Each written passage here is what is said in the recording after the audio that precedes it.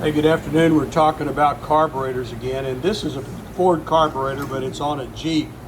The symptom is that this car does not run well idling, and it doesn't run well when you're going down the road. The way that we tell it's running too rich, meaning getting too much fuel, is the spark plugs have turned black and sooty.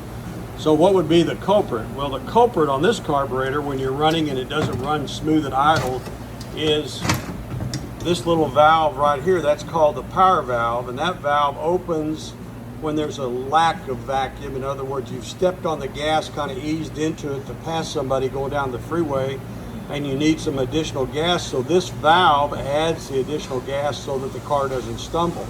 The problem is that this is a rubber diaphragm, and it will deteriorate, and once it does, it's open all the time, which means it's supplying way too much fuel to the engine, making it run rough.